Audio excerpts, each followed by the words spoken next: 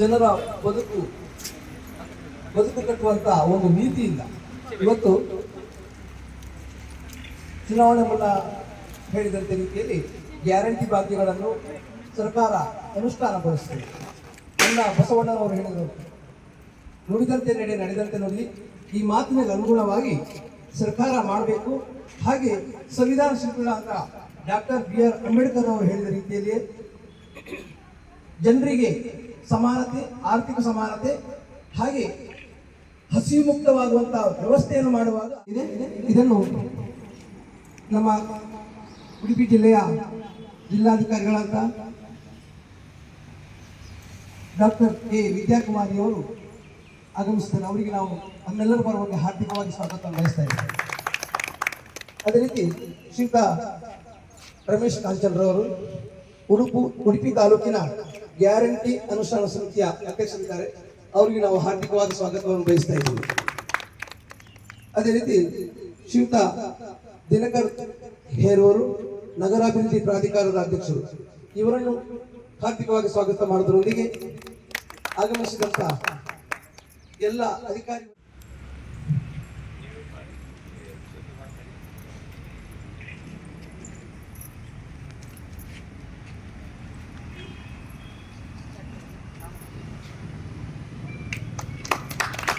ಬಾರೆ ಬಾರೆ ನನ್ನಕ್ಕ ನಿಜಕ್ಕೆ ಚಿಂತೆ ಹೇಳಕ್ಕ, ಬಾರೆ ಬಾರೆ ನನ್ನಕ್ಕ ನಿಜಕ್ಕೆ ಚಿಂತೆ ಹೇಳಕ್ಕ. ಸರ್ಕಾರ ಯೋಜನೆ ತಂದೈತೆ, ಗ್ಯಾರಂಟಿ ಭಾಗ್ಯ ಬಂದೈತೆ. ಸರ್ಕಾರ ಯೋಜನೆ ತಂದೈತೆ, ಗ್ಯಾರಂಟಿ ಭಾಗ್ಯ ಬಂದೈತೆ. ಅನ್ನ ಭಾಗ್ಯ ನಿನಗಕ್ಕ, ಅನ್ನ ಭಾಗ್ಯ ನಿನಗಕ್ಕ, ಒಬ್ಬರಿಗೆ 10 ಕೆಜಕ್ಕ. ಸುಖ ಸಂಸಾರ ನಿನಗಕ್ಕ, ಬಡವರ ಸರ್ಕಾರ ನಮಗಕ್ಕ. ಬಾರೆ ಬಾರೆ ನನ್ನಕ್ಕ ನಿಜಕ್ಕೆ ಚಿಂತೆ ಹೇಳಕ್ಕ, ಬಾರೆ ಬಾರೆ ನನ್ನಕ್ಕ ನಿಜಕ್ಕೆ ಚಿಂತೆ ಹೇಳಕ್ಕ. ಅಮ್ಮ, ನೀವು ಯಾವರಿಂದ ಬಂದ್ರಿ? ನಿಮ್ಗೆ ಬೇಕು ಲಕ್ಷ್ಮಿ ಜ್ಯೋತಿ ಅಲ್ಲ, ಗೃಹ ಜ್ಯೋತಿ ನಿನಗಕ್ಕ, ಇನ್ನು ಕೇಳಕ್ಕ. ಮನೆಯಲ್ಲಿ ಪರೀಕ್ಷೆ ಇದೆ, ಮಕ್ಕಳಿಗೆ ಬೈಬೇಡಿ. ಮಕ್ಳು ಏನ್ ಮಾಡ್ಬೇಕು? ಓದ್ಬೇಕು, ಫ್ಯಾನ್ ಹಾಕೊಳ್ಳಿ, ಲೈಟ್ ಹಾಕೊಳ್ಳಿ, ಚಿಂತೆ ಮಾಡಬೇಡಿ. ಆದ್ರೆ ಮಾಡುವಂತ ಕೆಲಸಕ್ಕಾಗುವಾಗ ಅನುಕೂಲ ಹೇಗೆ? ಮಿತವಾಗಿ ನೀನು ಬಳಸಕ್ಕ, ಸರ್ಕಾರದ ಘನತೆ ಉಳಿಸಕ್ಕ. ಎಷ್ಟು ಬೇಕು ಅಷ್ಟು ಉಳಿಸ್ಕೊಳ್ಳೆ. ಆ ಗೃಹ ಜ್ಯೋತಿ ಬೆಳಗಲಿ, ಚೆನ್ನಾಗಿದೆ ಎಂಬುದೇ ನಮ್ದು ಆಶಯ ಆಗ್ತದೆ. ಅದೇ ಅಲ್ವೇ? ಇನ್ನೇನ್ ಬೇಕು ನಿಮಗೆ? ಅಕ್ಕ ಏನ್ ಕೇಳ್ತಿದ್ರೆ?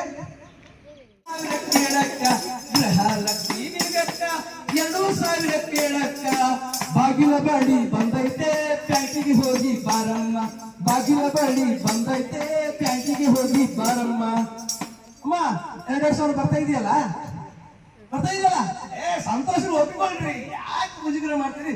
ಸರ್ಕಾರ ಕೊಟ್ಟಿದೆ, ತಗೊಂತಾ ಇದ್ದೀರಿ. ಮೊನ್ನೆಬ್ರು ಹೇಳಿದ್ರೆ 2000 ಬರೋದು 2 ತಿಂಗಳಾಯ್ತು, ತೊಂದರೆ ಇಲ್ಲ.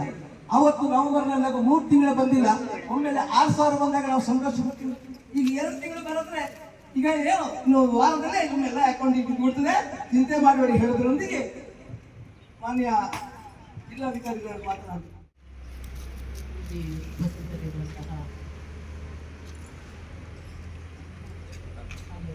ಉಡುಪಿ ತಾಲೂಕು ಗ್ಯಾರಂಟಿ ಸಮಿತಿಯ ಅಧ್ಯಕ್ಷರು, ಅದ್ರ ಜೊತೆಗೆ ಉಡುಪಿ ನಗರಾಭಿವೃದ್ಧಿ ಪ್ರಾಧಿಕಾರದ ಅಧ್ಯಕ್ಷರು, ಎಲ್ಲ ನನ್ನ ಅಧಿಕಾರಿ ಸ್ನೇಹಿತರು,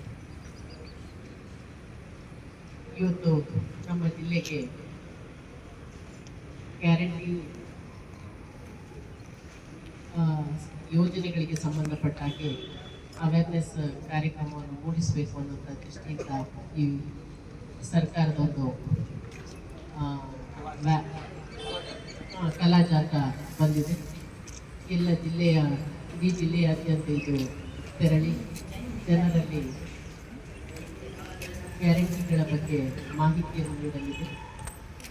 ಈಗಾಗಲೇ ಪ್ರಸ್ತಾವನೆಯಲ್ಲಿ ತಿಳಿಸಿರುವ ಹಾಗೆ ರಾಜ್ಯ ಸರ್ಕಾರವು 5 ಗ್ಯಾರಂಟಿಗಳನ್ನು, ಪಂಚ ಗ್ಯಾರಂಟಿಗಳನ್ನು ಅನುಷ್ಠಾನಗೊಳಿಸಿದೆ.